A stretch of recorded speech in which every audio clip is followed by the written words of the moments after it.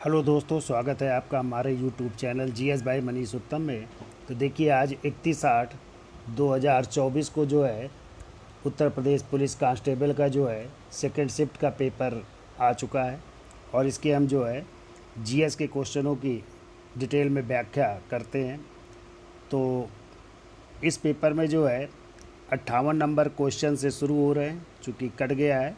बाकी 58 number question है और 58 नंबर क्वेश्चन है जीएस का पहला कि भारतीय संविधान के किस अनुच्छेद के तहत राष्ट्रपति राष्ट्रीय आपातकाल की घोषणा कर सकते हैं। तो देखो, राष्ट्रपति राष्ट्रीय आपातकाल की घोषणा जो है अनुच्छेद 352 के तहत कर सकते हैं। और आपको पता है जो है राष्ट्रीय आपातकाल जो है 3 प्रकार से लागू होता है, या तो बाह्य आक्रमण हो जाए, या फिर युद्ध हो जाए, और या फिर सशस्त्र विद्रोह हो जाए।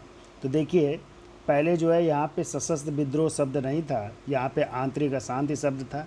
लेकिन 44वें संविधान संशोधन 1978 द्वारा जनता पार्टी की सरकार थी, मोरारजी देसाई प्रधानमंत्री थे, तो उनके समय ये 44वां संविधान संशोधन आया 1978 में।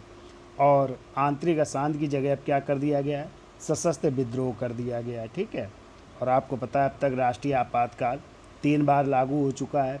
तो 1962 में जब भारत चीन का युद्ध हुआ था, दूसरी बार जो है 1971 में जब भारत पाकिस्तान का युद्ध हुआ और एक नया देश बना बांग्लादेश, और तीसरी बार जो है 1975 में जो है राष्ट्रीय आपातकाल की घोषणा की गई थी।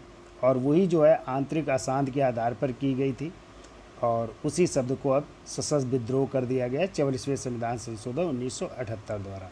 तो इसमें पूछा गया राष्ट्रपति राष्ट्रीय आपातकाल की घोषणा कर सकते किस अनुच्छेद के तहत, तो अनुच्छेद 352 में। ठीक है। जबकि अनुच्छेद 356 में राष्ट्रपति शासन की चर्चा की गई है, और अनुच्छेद 360 में वित्तीय आपात की चर्चा की गई है, जो अभी एक बार भी नहीं लागू की गई है। ठीक है।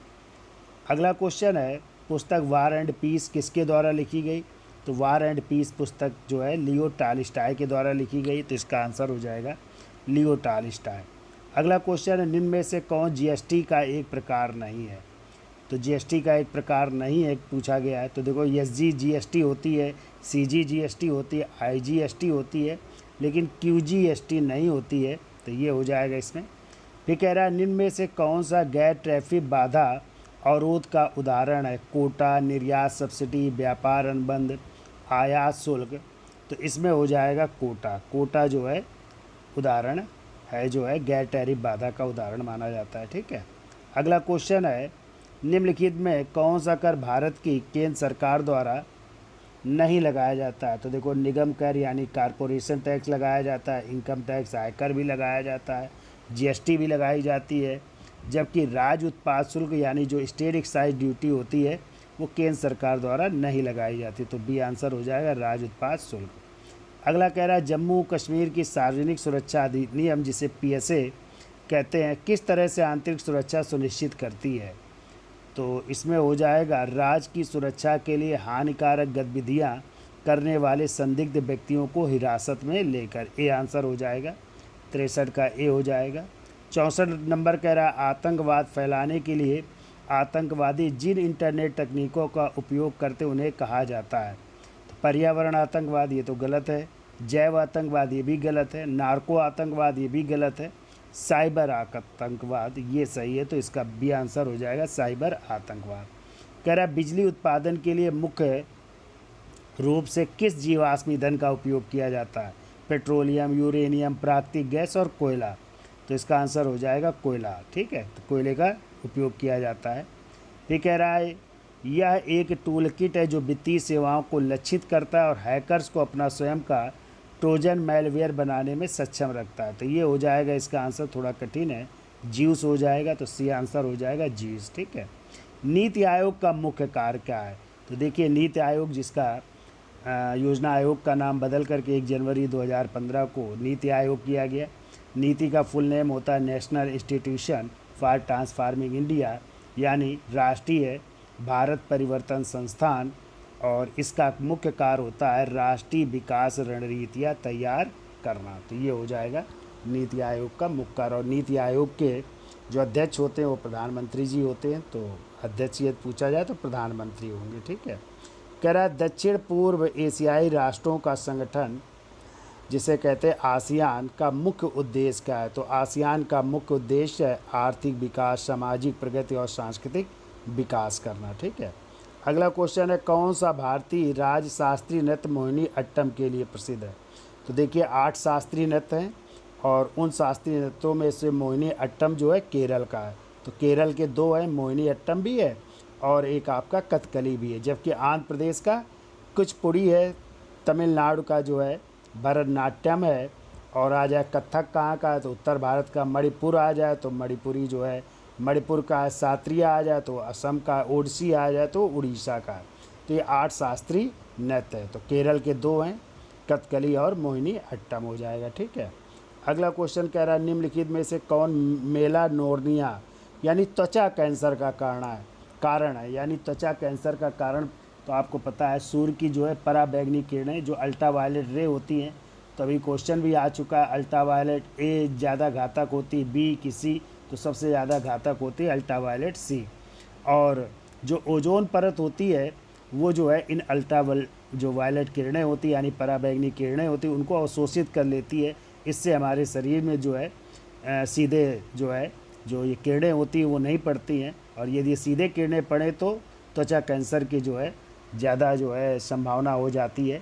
तो वो हो जाएगा ओजोन अवक्षय। और ओजोन जो परत होती है जो ऑक्सीजन के 3 अणुओं से मिलकर के बनती है वो पाई जाती है समताप मंडल या स्ट्रेटोस्फीयर में। तो यहाँ पे ओजोन अवक्षय हो जाएगा। और आपको पता है जो ओजोन परत है उसको भी नुकसान पहुँचा रही कुछ गैसें, जैसे है CFC यानी क्लोरोफ्लोरोकार्बन, जो आपकी AC, fridge, cold storage, ice cream फैक्ट्रियों यहाँ से निकलती है। और कभी कभी क्वेश्चन आ जाता है ओजोन परत को मापने की इकाई क्या है? तो ओजोन परत को मापने की इकाई है डाप्सन यूनिट, ये भी याद रखिएगा। ठीक है।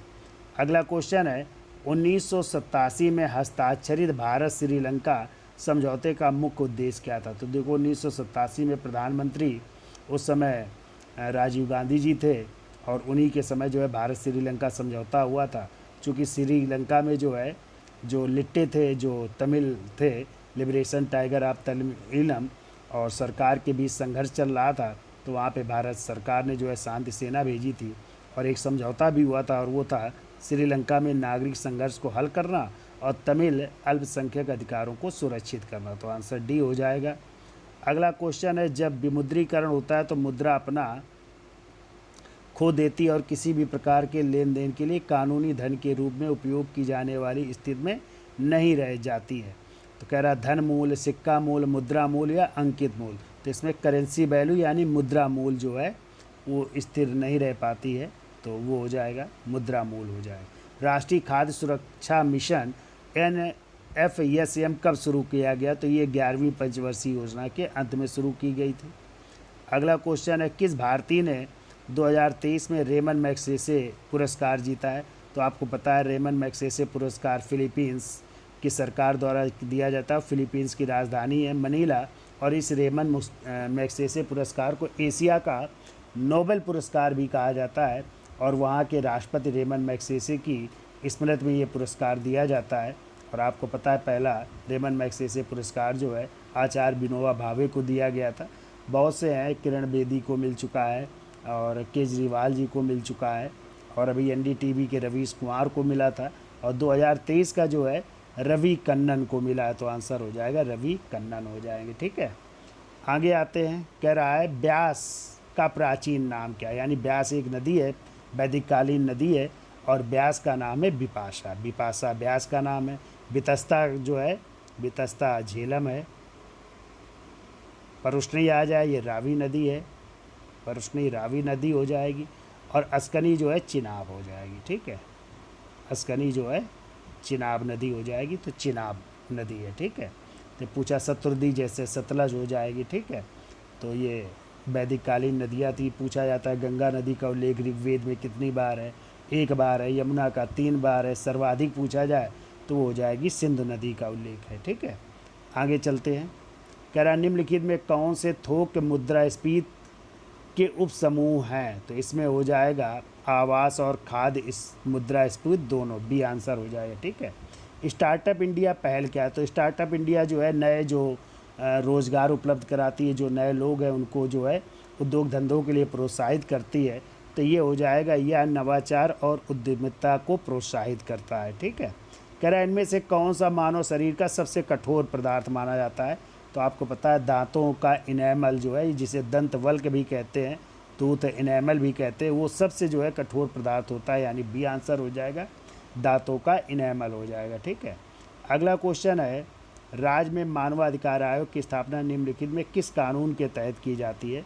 तो मानवाधिकार आयोग की जो है स्थापना मानवाधिकार संरक्षण अधिनियम के तहत की जाती है।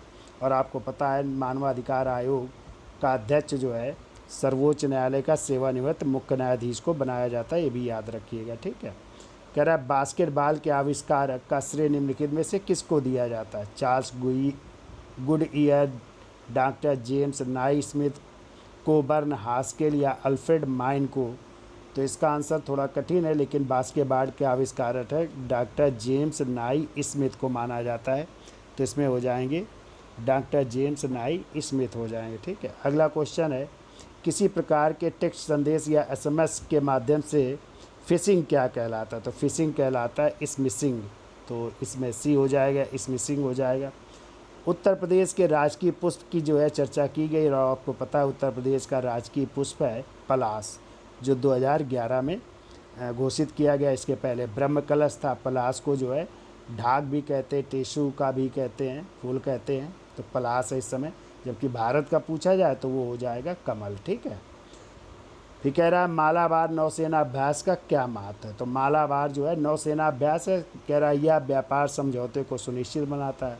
तो व्यापार समझौते से तो लेना देना नहीं। यह जल प्रदूषण से संबंधित मुद्दों को संबोधित करता है, तो जल प्रदूषण से भी नहीं है। यह पर्यावरणीय मुद्दों को संबोधित करता है, इससे भी संबंधित नहीं है। कह रहा है यह भारत, संयुक्त राज्य अमेरिका, जापान और ऑस्ट्रेलिया के बीच नौसैनिक सहयोग को बढ़ावा देता है। तो ये ही हो जाएगा डी आंसर। ठीक है, नौसेना अभ्यास, जो मालाबार नौसेना अभ्यास है वो इनको से संबंधित हो जाएगा। ठीक है, अगला है, निम्न में से महासागरीय धाराओं में से कौन सी अन्य धाराओं से भिन्न है? तो देखो कुरोशियो आपकी गर्म धारा है, उत्तरी अटलांटिक भी गर्म धारा है, और गल्फ स्ट्रीम तो गर्म धारा है ही। तो इसमें हो जाएगा लेब्राडोर, और लेब्राडोर एक ठंडी जलधारा है। ठीक है, कह रहा निम्न में से कौन सा सिंथेटिक फाइबर का उदाहरण नहीं है? यानी सिंथेटिक का नहीं है उदाहरण है। तो रेयान भी आपका है, पॉलिस्टर भी है, नायलॉन भी है, लेकिन कपास जो है इसका उदाहरण नहीं है। तो कपास हो जाएगा। कह रहा किस देश को उगते सूर्य की भूमि के नाम से जाना जाता है? तो आपको पता है उगते हुए सूर्य का देश कहते हैं जापान को। मध्य रात का देश आ जाए तो नॉर्वे को कहते हैं। डूबते हुए सूरज का देश आ जाए तो ब्रिटेन को कहते हैं। और प्रातःकालीन सांध्य का देश आ जाए तो दक्षिण कोरिया को कहते हैं। ठीक है, आगे आते हैं। कह रहा है भौतिक में नोबेल पुरस्कार जीतने वाले पहले भारतीय कौन थे? तो देखिए अभी हमने पढ़ाया था उस दिन नोबेल पुरस्कार। तो भौतिकी का जो है नोबेल पुरस्कार मिला था सीवी रमन को 1930 में। और रमन इफेक्ट की खोज की थी, रमन प्रभाव की। और आपको पता है राष्ट्रीय विज्ञान दिवस 28 फरवरी को मनाया जाता है। ठीक है, आगे आते हैं। यूरोपियन यूनियन का मुख्यालय किस शहर में स्थित है? तो ब्रुसेल्स हो जाएगा। यूरोपियन यूनियन का मुख्यालय ब्रुसेल्स हो जाएगा। ठीक है, कह रहा है भारत में किस नेता के जन्म दिवस को बाल दिवस के रूप में मनाया जाता है? तो आपको पता है चाचा नेहरू यानी पंडित जवाहरलाल नेहरू के जन्म दिवस को बाल दिवस के रूप में मनाया जाता है। कह रहा है फसलों के चक्रीकरण का अर्थ क्या है? तो फसलों के चक्रीकरण का अर्थ होता है कि मिट्टी की उर्वरता को बनाए रखने के लिए कि बदल बदल कर कृषि करना, यानी एक बोना फिर उसके बाद फिर बदल देना कृषि को, तो वो कहलाता है। यानी मिट्टी की उर्वरता को बनाए रखने के लिए एक ही भूमि पर क्रमिक रूप से विभिन्न फसलें उगाना, ये हो जाएगा चक्रीकरण। ठीक है, 91 आते हैं। कह रहा है हाल ही में मार्च 2024 तक किसे सर्वसम्मत से इंटरनेशनल टेलीकम्युनिकेशन यूनियन यानी ITU के डिजिटल इनोवेशन बोर्ड के सह अध्यक्ष के रूप में चुना गया है? तो इसका आंसर हो जाएगा नीरज मित्तल को चुना गया है। किसे चुना गया है? तो नीरज मित्तल हो जाएंगे, यहाँ पे ए आंसर हो जाएगा। फिर कह रहा है 1764 में बक्सर की लड़ाई में अंग्रेज़ों ने किस भारतीय शासक को हराया था? तो पहले जानिए बक्सर का युद्ध कब हुआ था। तो बक्सर का युद्ध हुआ था 22 अक्टूबर 1764 को अंग्रेज़ों और इसमें दूसरी तरफ 3 शक्तियाँ थी। तो अंग्रेज़ों की तरफ से यदि आ जाए, नेतृत्व किसने किया था, तो मेजर हेक्टर मुर्रो ने किया था। जबकि दूसरी तरफ थे मुग़ल बादशाह शाह आलम द्वितीय, अवध के नवाब शुजाउद्दौला और बंगाल का अपदस्थ नवाब था मीर कासिम। तो यहाँ पे आंसर हो जाएगा मीर कासिम। ये तीनों लोग पराजित हुए थे। जबकि सिराजुद्दौला आपका जो है बंगाल का नवाब था और ये 23 जून 1757 को प्लासी के युद्ध में पराजित हुआ था और मारा गया था। जबकि हैदर अली और टीपू सुल्तान ये मैसूर के शासक थे। ठीक है, अगला क्वेश्चन है, कौन से स्वतंत्रता सेनानी इंट्रोडक्शन टू ड्रीमलैंड पुस्तक के लेखक हैं? तो ये भगत सिंह की पुस्तक है, तो सरदार भगत सिंह हो जाएंगे इसके आंसर। ये कह रहा है कौन सा शोध या डिजाइन एक निश्चित समयावधि में समान विषय का अध्ययन करता है? तो शोध से संबंधित है। कह रहा अनुदैर्ध्य, प्रयोगात्मक, सह संबंधित या अंतःवर्ग। तो थोड़ा ये कठिन क्वेश्चन है, देखिए आयोग इसका क्या आंसर देता है। बाकी हमारी समझ में तो यहाँ पे एक्सपेरिमेंटल यानी प्रयोगात्मक होना चाहिए, फिर भी देखते हैं क्या आंसर आता है। अगला है, राष्ट्रीय मानवाधिकार आयोग के अध्यक्ष और सदस्यों की नियुक्ति किसके द्वारा की जाती है? तो इसकी नियुक्ति करते हैं राष्ट्रपति द्वारा की जाती है। तो भारत के राष्ट्रपति इसकी नियुक्ति करते हैं। ठीक है, फिर अगला क्वेश्चन है, देखिए ये थोड़ा रीजनिंग का क्वेश्चन है। फिर देखिए नीचे आ रहा है, कह रहा है बैरोमीटर वायुदाब के लिए है, वैसे इनोमोमीटर किसके लिए होता है? तो सही है, बैरोमीटर वायुदाब के लिए होता है, तो इनोमोमीटर होता है हवा की गति के लिए। तो इसमें आंसर हो जाएगा हवा की गति के लिए। तो इस तरह ये जो है 38 क्वेश्चन जीएस के थे और आशा करते हैं कि आप लोगों का पेपर बहुत अच्छे से हुआ हो, सब लोग जो है सिलेक्शन पाएँ। और यदि वीडियो अच्छा लगा हो तो लाइक करें, शेयर करें और सब्सक्राइब भी करें। धन्यवाद।